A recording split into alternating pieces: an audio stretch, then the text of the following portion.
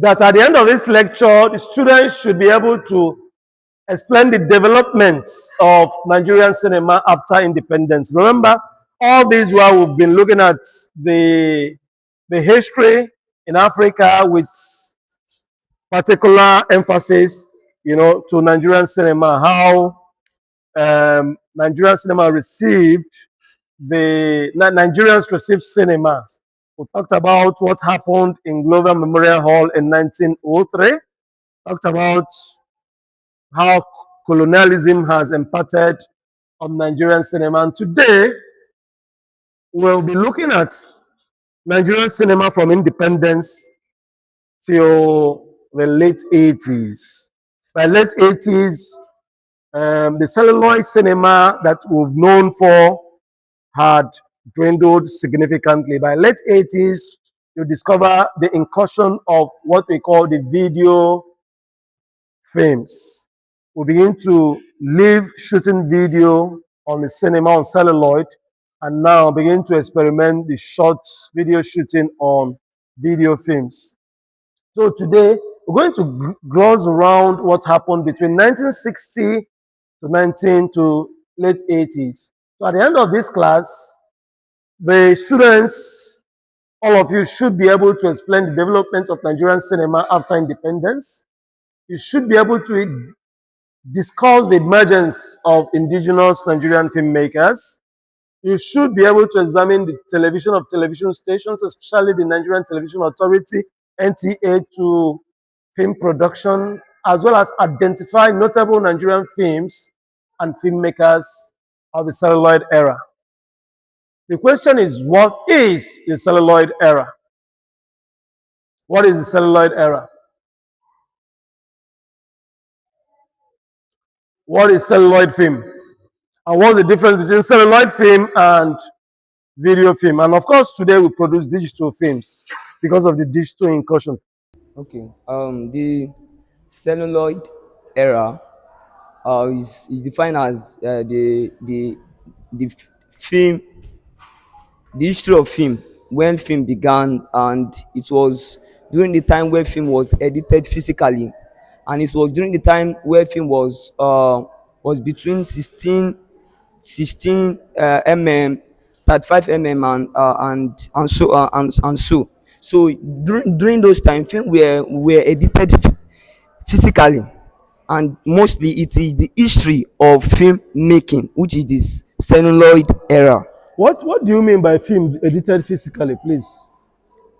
Okay, what I mean is that those period there's nothing like digital technology whereby we film were edited with our phones, laptop, and so on. So it was edited physically by, there's not a platform whereby people will begin to join, like edit film professionally like the digital era. All right, thank you, sit down. First of all, one of the tenets of the celluloid era that you need to know is that one of the things we need to understand is that there are various phases in film production. And film actually started with celluloid filmmaking. Everybody say it, celluloid filmmaking. And during the celluloid era, you discover that there's a camera called celluloid camera.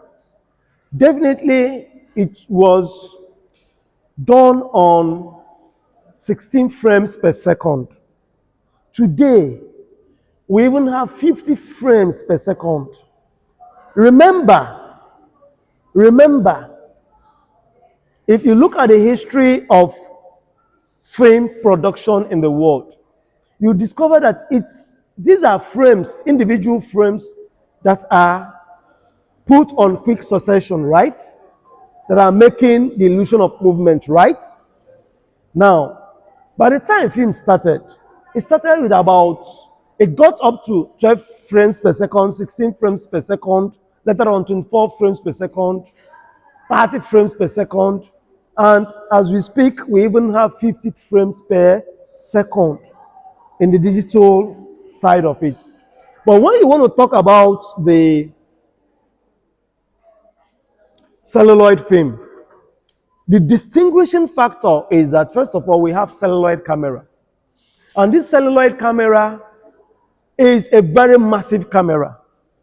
And it was recording on what we call reels. And these reels were massive too. Do you understand? They were massive. Unlike what she said. Not as if they were edited physically. They were edited in a lab. After shooting, you take a film that time to London, UK, to develop it.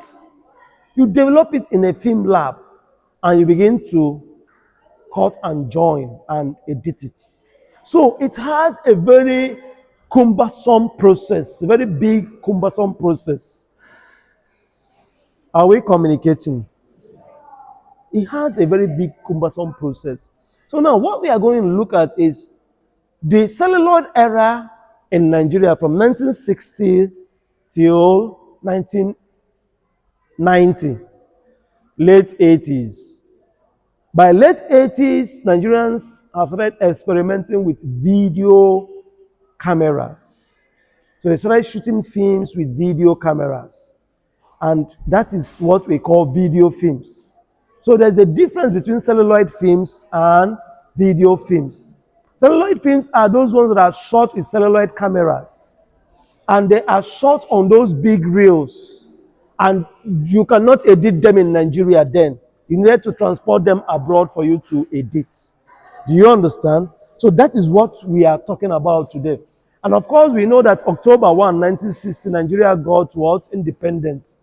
And after our independence, what did we do? We were interested in telling our own stories, our own indigenous stories. We are interested in doing what? Telling our own indigenous stories. And the only way we can tell those indigenous stories is through our films. And being that it's only celluloid cameras that we are available to tell stories, we used those things to celluloid camera to begin to reflect on Nigerian history, our culture, our religion, politics, and everyday life. And again, you discover that between 1960 and 1980, like I said, is referred to as celluloid era. And then, because films were produced on 16mm and 35mm celluloid film stock, like I had earlier explained. And again, let's look at post-independence Nigerian cinema. Now, after the independence, Nigerians experienced gradual shifts from colonial educational films to indigenous storytelling. Remember what we talked about colonial educational films? Colonial films. What were they meant for? What were they used for? They were used for what? Colonial films. Remember, who can remind me? Yeah? Okay, so you said they are majorly used for propaganda. They were used for propaganda. What again?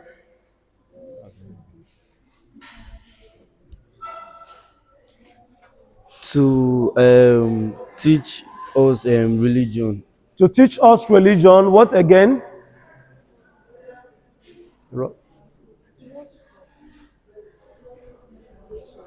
To promote their cultures and They're to promote materials. Western cultures, way of life, way of thinking. Yeah? To do what again? For educational purpose. To promote what? Education. To promote education, especially English language. What again? Of course, it was used for entertainment. Now, but when we gained independence, you discover that the focus shifted. Focus shifted to the production of indigenous storytelling. We began to produce our stories. Stories that talk about our culture. And then, after this period, the major developments that was witnessed are, first of all, the establishment of television, indigenous television stations, and of course, you discover that theater companies began to grow after independence. And of course, governments began to invest heavily on broadcasting. And there was increased participation of Nigerian filmmakers in Nigeria in filmmaking. Of course, film festival and cultural changes sprouted up, and of course, expansion of cinema in urban centers. Now, unlike colonial films, you discover that our films started focusing on traditional culture, national unity, corruption, colonial legacy, religion, and urbanization. Do you need me to explain some of these things? Eh? Which one don't you understand? Let me explain. Urbanization. Now, urbanization means, first of all, our cities are modeled, or various cities are modeled to the cities of the colonizers. If you've gone to Cameroon, because it was colonized by the French, you discover that the city is modeled, the way the city is developing is modeled towards France. Just like ours is modeled towards Britain, United Kingdom. Now, in urbanization, you begin to look at how are our cities modeled. What do you expect in the morning? What do you expect in the night? Most times in the night, you expect things like clubbing. These are remnants of colonization. What colonization bequeathed to us, the kind of houses we build, the way we want to pattern our houses, pattern our shops, and the rest of it is being modeled to the colonizers. So that's when we talk about urbanization. Of course, you talk about religion. We are now practicing the religion of the colonial masters, isn't it? And we have dropped our own religion, the African traditional religion. Who amongst you here is practicing that? I'll be surprised if anybody is practicing that. And of course, corruption, national unity. These are things that our films began to interrogate, because film seeks to mirror the society. So our films began to interrogate some of these things. Now let's look at the role of theater in the Nigerian cinema. Within this period, a couple of things helped in the growth of the Nigerian cinema. One of it is the theater. And there are various practitioners of the theater in that time, mainly championed by a man called Hubert Ogunde. So many theater practitioners successfully moved into filmmaking because they already possessed acting skills, storytelling traditions, audience appeal, and production experience. Now, I've mentioned the man called Hubert Ogunde. The next person is Moses Olayi Babasala. Talk about Duro Ladipo, Kola Ogunmola, and who?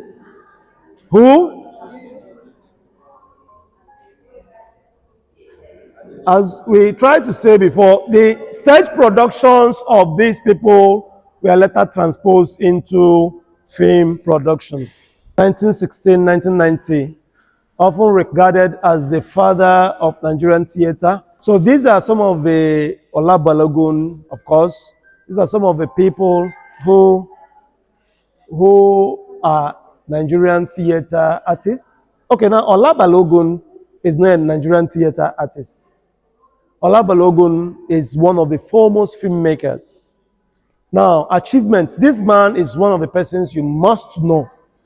He was trained in France and combined African storytelling with cinematic techniques, and then produced films in indigenous language, pioneered commercial Nigerian cinema, and of course, Cry Freedom is one of the notable films he produced. And then go up, Amade. Amade, there's a film called Amade. I didn't list it there. But Amade is one of the films he produced, and most of the times they consider it one of the foremost films done by the Nigerian, indigene. Amade is produced. Olabalogun grew up in Aba. He's a Yoruba man, but he grew up in Aba, so he can speak Igbo very well. So Amade is an Igbo film. It's one of the films he produced. And of course, Edi Oboma. Edi Oboma, one of the films he produced, The Rise and Fall of Dr. Onyenusi. It's one of the pioneers we have. And then most of his films address corruption and crime. So, and then go up, Jab Audu. These are some of the notable Nigerian directors who you must, at the end of this class, you must study these people because you're going to write about them. Go up, go up. Then Nigerian Television Authority, of course, established in 1977, became Africa's largest television network. And of course, why are we talking about Nigerian Television Authority? Their contribution in the evolution of the Nigerian cinema is very phenomenal because they helped in training actors, and of course, the television drama series which they produce were the later motivation that helped to midwife the transition from celluloid cinema to video film cinema. Are we communicating? Yes. So one of the things they did too was to provide production facilities, developing technical personnel, and encouraging indigenous storytelling. So most Nollywood practitioners later emerged from NTA. One of the, greatest work they did, they produced. Have you heard about Kroko at Dawn? Village Headmaster. Somebody like me grew up watching Village Headmaster, Mirror in the Sun, Behind the Clouds. These were some of the films that were being produced by NTA, television dramas, and that helped to shape the Nigerian cinema as we have it today. So now, of course, Kongig's Harvest that was produced in 1970 is one of the films you must know. It's a film about Nobel laureate Wole Soyinka, and the film explored the dictatorship and post-colonial politics. You know what we call post-colonial politics? After colonization or colonialism, the next that came is post-colonialism, post-colonial. Things that happened immediately the white men left. How we began to try to live our lives immediately the white men left. So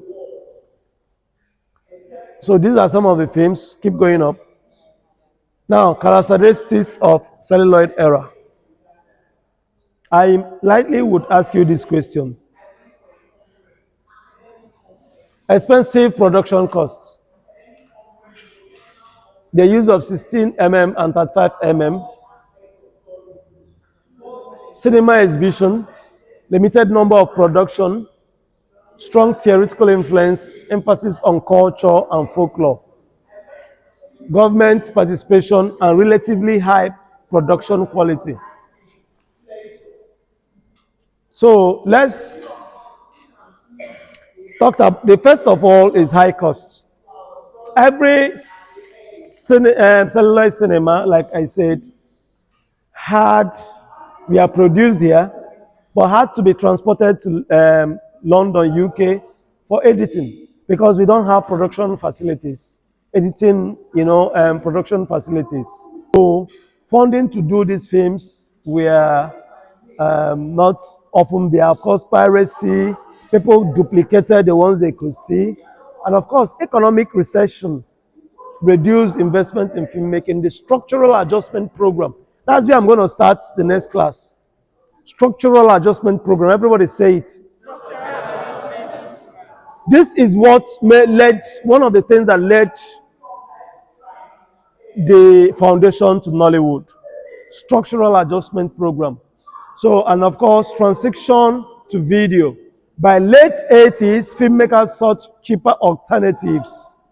And then video technology became attractive because it reduced production costs, eliminated expensive film processing, and allowed quicker production. And now, in summary, I'm going to spend time on structural adjustments and then the birth of Nollywood by the next lecture we're going to have. And I'll drive it from that 1992 down to the present day to 2026.